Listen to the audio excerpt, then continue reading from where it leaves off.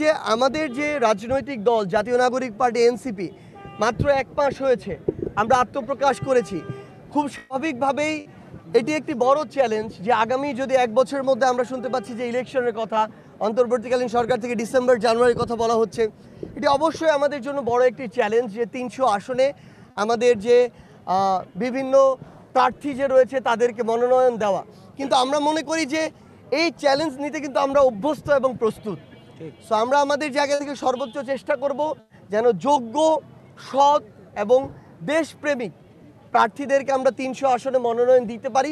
লক্ষ্য আমাদের 300 আসন আমরা সর্বোচ্চ চেষ্টা করে যাব যে আমাদের চোখের সামনে ওই জুলাই আগস্টে যে রক্তাক্ত নিথর দেহগুলো ছিল, লাশগুলো ছিল, সেগুলোকে যদি আমরা সামনে রাখতে পারি তাহলে আমরা এই 24 জুলাইয়ের অভ্যুত্থানের যে স্পিরিট সেটা থেকে কখনো বিচ্যুত হব না।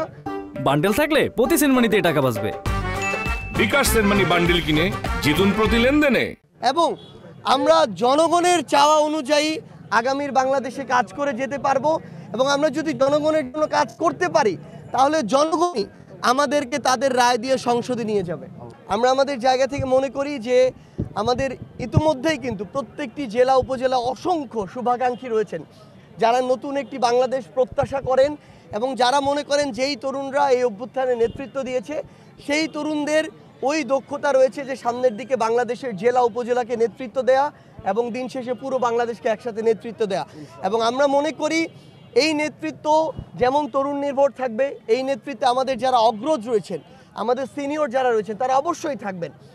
যেই জায়গায় যাদের গ্রহণযোগ্যতা রয়েছে, দক্ষতা রয়েছে, সততা রয়েছে, ওই এলাকা ভিত্তিতে তারা এই নেতৃত্বে জায়গা আসবেন। আমরা মনে করি যে আমাদের সামনে এগিয়ে চলার ক্ষেত্রে তরুণদের এই সাহস, উদ্যম, এই দৃঢ়তা যেমন দরকার, আমাদের অগ্রজ যারা রয়েছেন তাদের পরামর্শ, অভিজ্ঞতা, এগুলো আমাদের এগিয়ে চলার জন্য অনেক বেশি প্রয়োজন। সমুদ্র কিংবা নদী কেন্দ্রিক এই যে আন্তঃদেশীয় যে সম্পর্ক, ব্যবসা বাণিজ্য, এগুলো থাকবে, কিন্তু সবচেয়ে গুরুত্বপূর্ণ হচ্ছে এগুলো সমতার ভিত্তিতে হতে হবে। পারস্পরিক যে রাষ্ট্রগুলো তাদের মধ্যে এই শ্রদ্ধার সম্পর্ক থাকতে হবে।